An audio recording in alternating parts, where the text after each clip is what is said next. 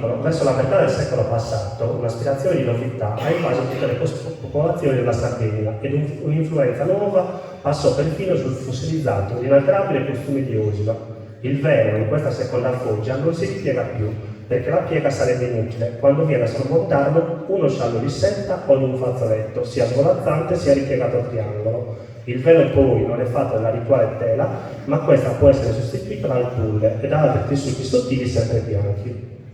Come vedete, anche alcuni esempi di Don Simone Manca di Mores, dove vedete che questa donna nella foggia belluettato, che sembra che stia ballando, indossa un velo in cotone. Ancora qua Don Simone di Manca di Mores, un ballo sardo, il particolare della donna, dove indossa un velo trasparente, probabilmente in tulle o in mussolina, come quelli di quella a Gornese. Ancora un'immagine del Balsani del 1878, dove vedete un vestiario non festivo, probabilmente una gonna nera come quella di Nonna Alessia, che indossa Alessia, con il velo in tulle.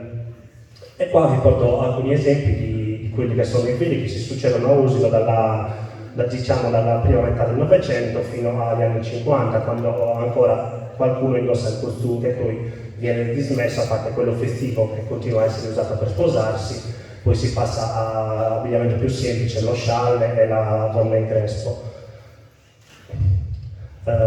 Guardate, questi sono dei veli che noi chiamiamo di giacconetta. Dovrebbe essere, io ho trovato giacconetta, il termine italiano, che è un tessuto in cotone, dovrebbero essere veli di Pizzo San Gallo, tessuti di importazione, comprati e rifiniti a Osilo.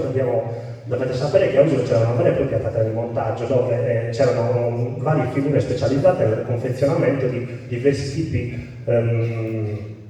dei pezzi dell'abbigliamento tradizionale, del costume, insomma. Anche questo, guardate, sembra un pezzo unico, invece è fatto in 1, 2, 3, 4 pezzi confezionati con maestria dalla sarta a far combaciare le fantasie.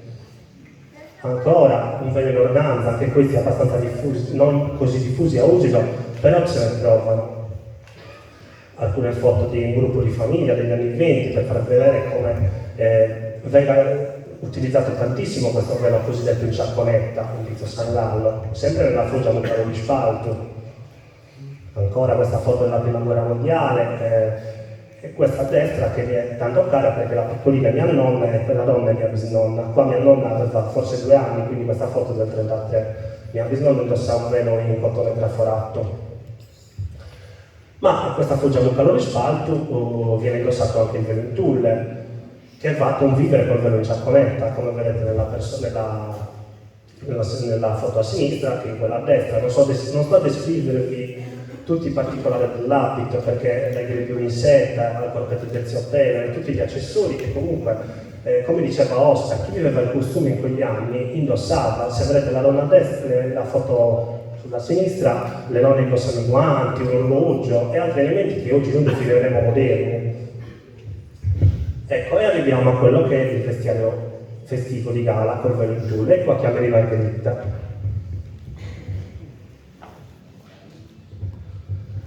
Il vestiario festivo, come ricordava Ottavio, si completa con quella che è la cappa. Questa è la cosiddetta cappitaruia. La cappa che in alcuni casi, in questo caso, visto che Margherita indossa il velo della foggia belluettano, non viene indossata. La gonna qua dall'800 ha subito una forte evoluzione, è venuto in terziopelo di seta, la balza da una semplice balza rosa, poi si applicano dei tirolesi, poi dei ricami di fine 800 di moda definita vittoriana, fino a questa balza in raso di seta bianco, ricamata in fili di seta di puro stile Liberty. Il busto è come quello di Alessia, rivestito in raso bianco e ricamato in oro, e la struttura invece dell'abito è sottostante la stessa: camicia intima, cuffietta, giubbetto, eccetera. Come vedete, questa foto sulla sinistra rappresenta quella che è la cappetta nel finire dell'Ottocento, con quei ricami che vi dicevo, la gonna dietro è risettata, invece questa gonna è a pieghe grandi, che in teoria vorrebbero tonde, quindi in canno d'arasa. Questa dovrebbe essere in canno d'arasa, ma visto che la mia provvederò a restaurarla. Ecco, questa donna sulla sinistra indossa proprio quella che è la foggia che indossa Margherita, la foggia belluettano. Se ti giri Margherita fa vedere come dovrebbe scendere il velo, scende sulla parte posteriore, a far vedere proprio quella che è la fantasia del velo.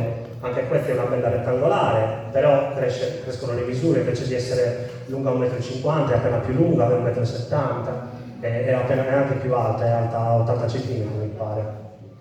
Ancora alcuni esempi della foggia Belluettadu, puoi scendere Margherita così fai vedere.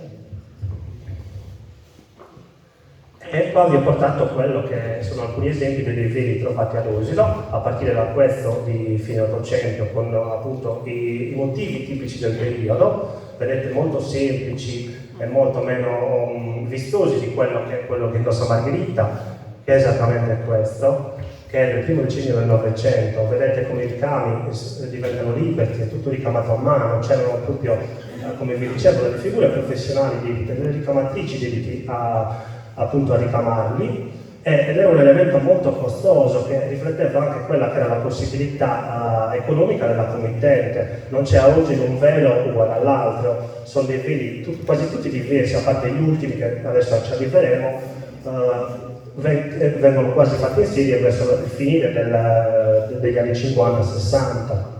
Ancora un altro velo in tulle, vedete un ricamo diverso, fino appunto a finire con quello che è uno degli ultimi veli prodotti a Osilo, ovvero ricamati a Osilo. Magari chi negli anni 50 e 60 voleva farsi l'abito festivo per sposarsi, perché ricordiamo che questo è l'abito di massima gala, usato per sposarsi ma non solo, magari aveva poca possibilità economica e si accontentava di diciamo, farsi ricamare uno di questi veli. Di questi veli se ne trovano molti esempi. Grazie Margherita.